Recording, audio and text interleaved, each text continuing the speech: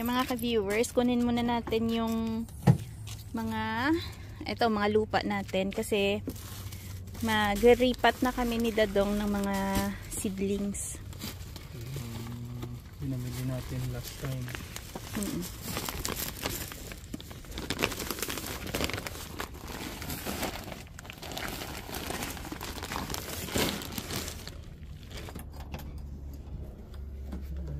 Para makasimula na tayo. So lahat po ng mga paso po niya dyan nakalagay. Bago magtaglamig, nililigpit namin at dyan. Dito namin ini-store para pagdating ng winter, hindi naman masyado na expose sa lamig. Kasi napansin ko yung mga paso na na-expose sa lamig, mga nasira na pa, no? Nabasag. Ayun pa pala, oh, yung mga planter natin, oh. Para sa bulaklak yan, eh. Anong stand yan? Oo nga pala. So, yan, simulan na po natin yung ating pagtatanim. Bali yung video namin, ano lang to, puro sa pagtatanim ngayong araw. Para kung halimbawa gusto nyong matry din magtanim, ayan, may guide kayo kahit papano. May guide din, no? Meron din naman tayong mga viewers na sumusubaybay dahil sa pagtatanim, ano? So okay na rin to yung, ito kasi medyo mura to eh. Tapos yun medyo mahal yung ganong pating mix. Pero okay na, no? Okay na rin yung taglilima. Yung ganitong brand, yung Golf Green, okay na rin siya. Hindi na siya yung tipong mabilis tumigas pa, no? Na klase ng soil. Kasi may ibang mumurahin na may nabili kami ng nakaraang linggo. Medyo mumurahin siya. Pero pag natuyo yung tubig, nagiging matigas. So sa experience namin, maganda talaga tong gantong klase, ganong brand. Tapos, ayan, combine mo lang yung Golf Green. Halo-halo muna. Pero buti ngayon hindi ganun kalakas yung hangin, no? So nakita din niya yung kanyang maliit na pala. Yung binili natin sa Dalaraman, no? Para sa akin pala yung height na yun.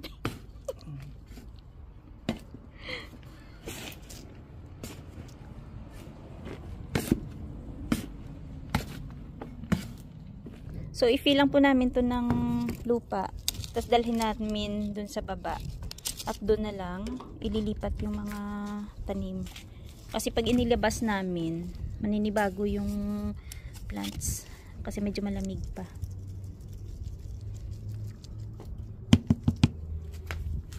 Okay na yan? Okay. Nag-iingay na yung mga ibon. Excited na rin sila sa magandang panahon.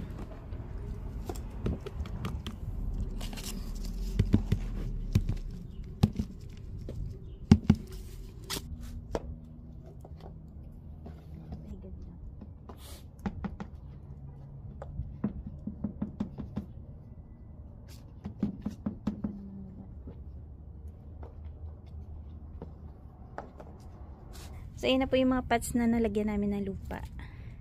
Ito yung medyo malaki ng konti. Ayun naman yung maliliit. Ayan. Pero meron pa doon natira. At ito pa yung panlagay namin na lupa. So, ito po yung nilalagay niya. Anong pangalan niyan, Papa? Miracle Grow. Miracle Grow na fertilizer. Isang tablespoon lang. Isang tablespoon nilagay niya dito sa isang timba. Siguro yan. Yung sukat na. Medyo malaki na tubig. So, yung kinuha kong tubig, medyo warm yan. Tapos, ibuhos niya muna dito para medyo bumaba yung lupa bago namin taniman. Yung kailangan i-mix-mix muna. Water soluble. Water soluble kasi ito.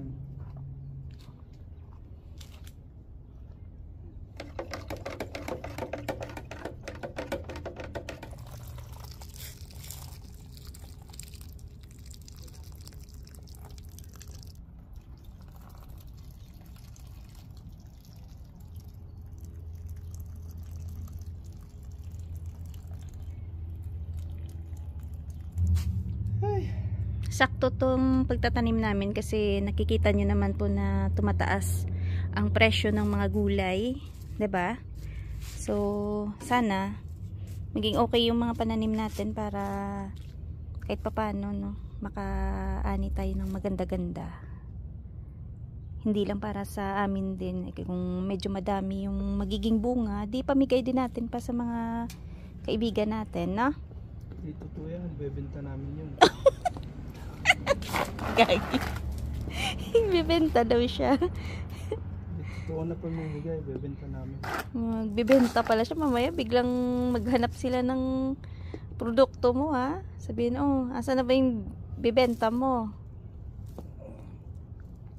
Sana nga mag-success. Oo naman. Sana. Ang ano naman dyan, yung kalaban natin pa, yung panahon eh. No? Kasi kahit minsan maganda yung seedlings, pero yung panahon, pagka nalipat na sila sa labas, minsan hindi nakikisama. Biglang sobrang lamig. Okay lang yung mainit, wag lang yung lumamig talaga. Kasi pag uminit, pwede mo naman bawiin sa tubig eh, no? Sisira din. Sobrang lamig. Sisira din sila. Masisira, pero pwede mo siyang ano, Insekto. takpan. Insekto pa.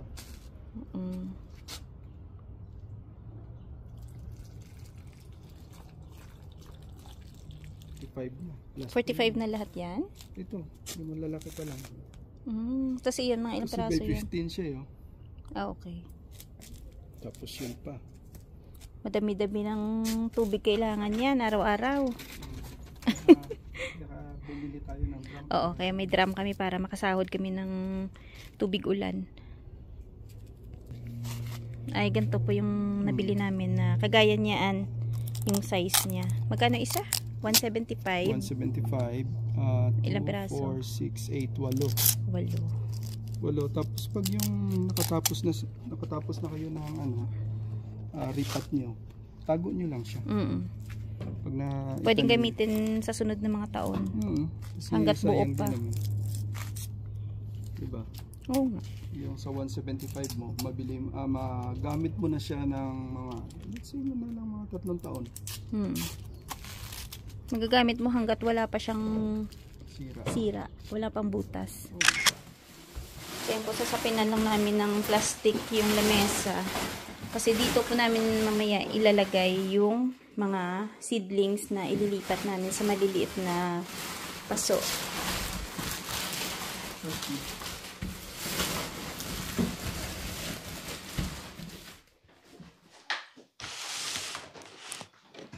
So yun mga ka-viewers, nakapaglipat na si Dadong nitong ito na yung mga ilipat niya sa paso. 2, 4, 6, 8, 10, 12, 14, 15 na. Unahin natin lagay ng label yung Roma. 15. Yan na lahat pa o meron pa? Yan na yan. Yan o. Kung mapapansin nyo, leggy siya. Pero itanim nyo lang sa ibaw nyo lang hanggang dito. Pwede lang yan kahit na medyo mahaba yung ang tawag dyan, pinakapuno niya. Kasi, ano yan eh, nagkakaroon siya ng, roots na. So, ganito lang po yung ginagawa ko. Nilalagyan ko lang pangalan. Tapos, ikakat ko siya bago idikit dito sa mga pots natin.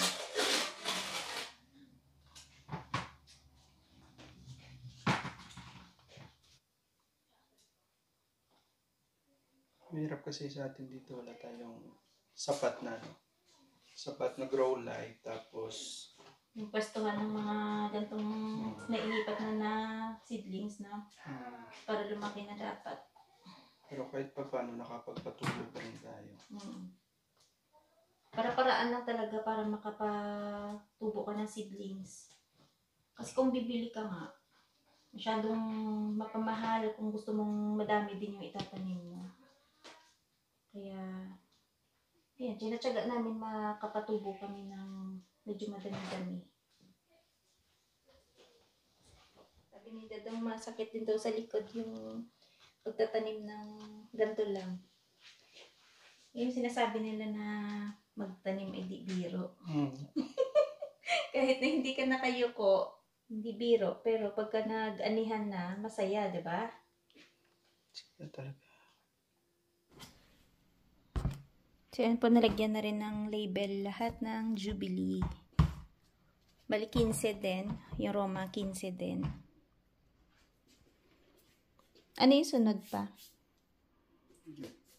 Money maker. Dagdag ko na lang itong Jubilee. Siguro 3. O, kung maganda pa eh. Sayang naman.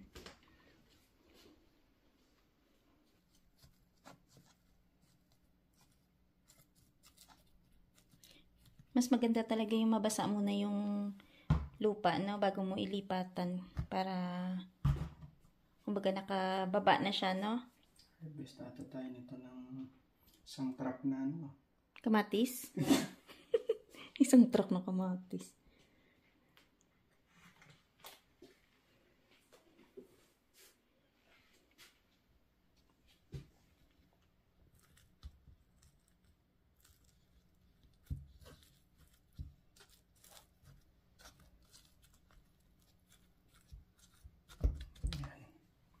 Okay. Nawala na yung pagka-legin nila. So, yun po yung ginagawa ni Dadong. Yung pong mga kamatis na kahit tumubo siya pero hindi ganun kaganda, itsapuera na yan. Hinahayaan niya na kasi ang focus namin na palakihin, ito yung mga nailipat na sa paso. Ayan.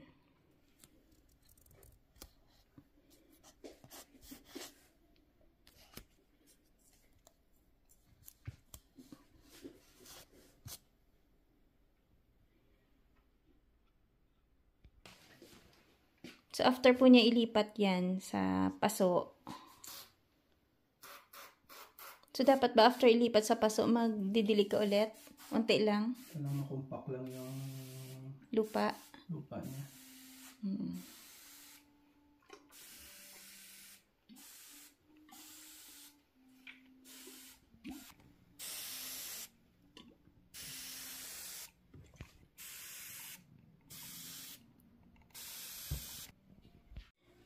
Ito na po pala yung Sweet Millions na kamatis na pinatubo namin sa isang tumpok lang. So, ayan. Lilipat niya dyan. Pa isa-isa. Ano to, parang... Dyan niya po ililipat sa pinagtanggalan niya kanina ng mga kamatis na... Ayan. Etong mga kamatis na to. Kasi sobrang crowded niya eh. Pero maganda yung tubo niya pa, no? Pero bago na to yung lupa niya. Pinalitan mo lang. Pinalitan ko yung lupa. Yung ano niya. Pinalitan niya ng lupa. Tapos, yun din yung ginawa niya. Inisprayhan niya muna ng tubig bago niya tamnan. Ganyan mo lang siya. Lagay mo lang dyan. Yan. Tapos itusok. Ganyan mo lang siya. Hindi delikado yung ganyan? Hindi. Basta hindi siya maputol. Hindi. Ganyan, oh. Parang yung dati pa, pagka nagtanim ng palay, no? Diba dati sa atin, pagka nagtanim ng palay, pag nagpatubo pala, ganito. Parang hagis lang, tapos tutubo mo na siya ng madamihan ng ganyan, tapos hiwa-hiwalay na. Ililipat sa taniman na talaga.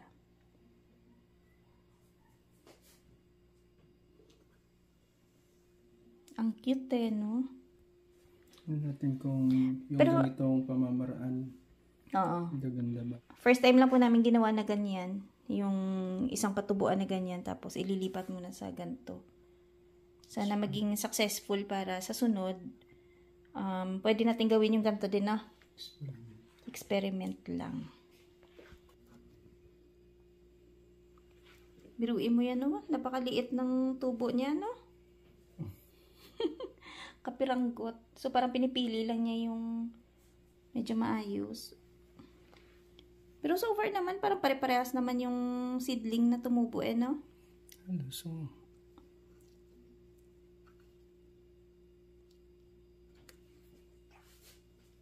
Pagka ganito kaliliit yung mga seedlings, tiyagain mo talaga, no? Nag-opera. Parang doktor. Kailangan maging gentle lang yung paghawak mo kasi pwede siyang maputol. Tiyaga-tiyaga lang hanggang sa lumaki na sila, 'di ba? Nang mailipat sa malaking paso. Wow, puno na. Ilang piraso yan pa?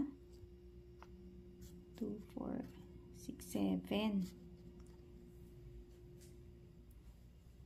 6. 7 times 6. 6 times 6. Oh, 36 lahat pala. Dami. Tapos ang dami pa pong naiwan, oh.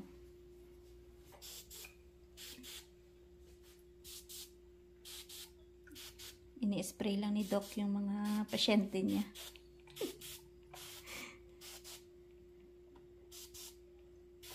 Grabe, no? Dapat talaga dahan-dahan lang, oh. Maganda din yung spray na yan pa, no? Ang pino. Yan. Ayos na yung ating paglipat ng mga kamatis. Pag-opera natin. Tapos na si Doc. Meron ng lili na nakatanim dito nun eh. Saan banda yun pa? Dito. Ayan. So, add namin to. Bali, ito yung klase ng bulaklak niya. Yung dati orange yun na. Maganda yung mga lili din eh, kasi perennial.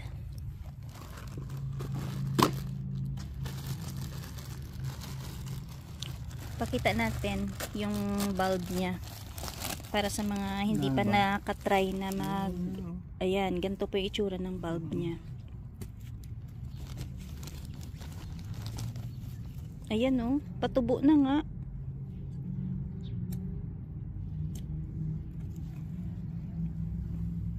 Bali yung isang balot, 8 piraso. Ang galing, no? Ayan, no? Meron lang siyang parang pinagtistisan ng kahoy, no? Buti hindi siya napuputol pa, no? Cute. 8.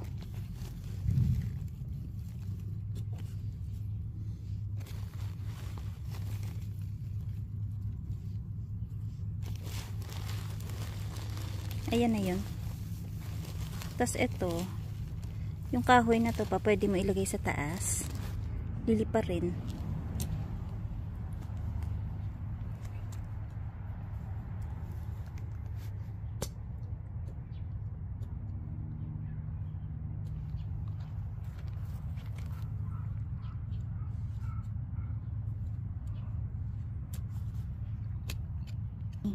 May bunny dun sa kabilang bahay. Ayan siya, tumakbo.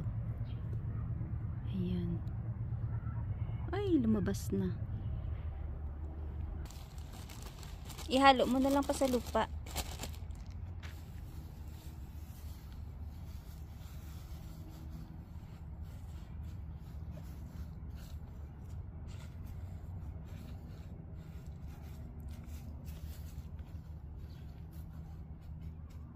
So, yan. Antayin na lang natin yung pagtubo niyan.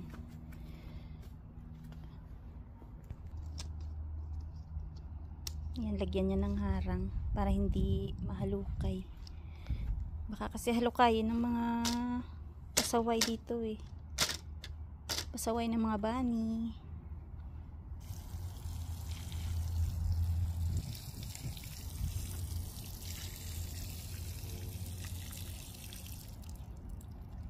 Okay. Yan, subukan naman po niya ilipat tong ano yan pa? Upo? Upo. Upo. Ang bait naman. Ang bait ah. Ang bait pala. Dapat pala yung laging ulam natin. Upo. Careful. Oh. Ano ulam niya? Upo.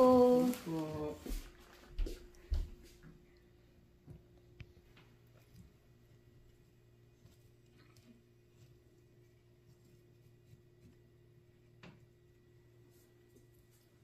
Parang ang bilis nito maghanap ng ano pa, trellis ah. Haba na eh. Ay, ang ganda ng seedling ng upo. Dami ng ugat, no? Opo. Asar ka. Bait-baitan. Kaya siya natatawa siya sa joke niya. Joke yun. Opo.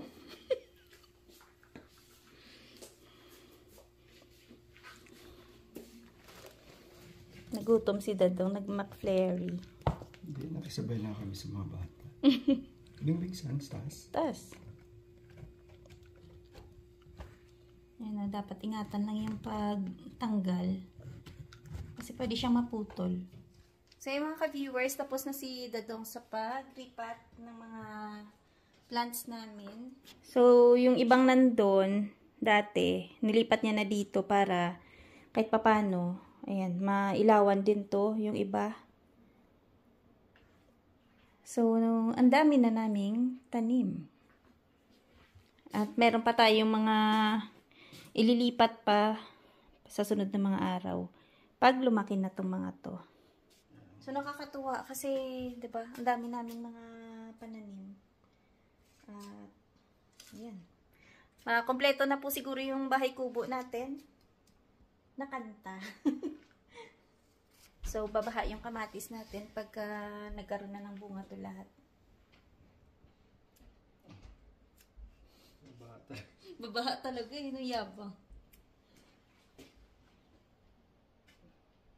So, update natin yan sa sunod. Siguro mga after a week ulit. Titingnan natin kung maging stable lahat ng mga plants na inilipat natin. Kasi may chance yan na yung iba, medyo ma-stress, diba? Pero so far naman, okay naman yung mga ugat nila pa, no? Okay naman. Pero yung... Saan yun? Ito. Alin? Natin. Alin? Yung niripat natin. Ay, yung maliliit. Oo. Yan yung bantayan natin kung maging okay. Kasi medyo maliliit pa siya eh. Pero in case man na magkaroon ng ano yan, sira, marami pa doon na iwan. So, meron tayong backup. At, ayan, itutuloy muna ni Dadong yung pag-label niya. Pero, hanggang dito na lang muna yung aming video for today. Maraming salamat sa palaging panonood. Ingat-ingat. Bye-bye, Dadong. Salamat mga ka-viewers sa sa pagsama. Sa pagsubaybay sa mga videos namin. Tsaka, yun nga, pagsama sa paglipat namin ng mga halaman. Sunod puro naman tayo, Doon naman sa likod, yung pag-aayos ng garden, na? Outside naman tayo. Oo. Pagka stable na yung, medyo mainit na panahon kasi ngayon medyo lumalamig. Tingnan yung natin, yung pot natin kasi sa kulay. Oo po. Uniform. Masakit sa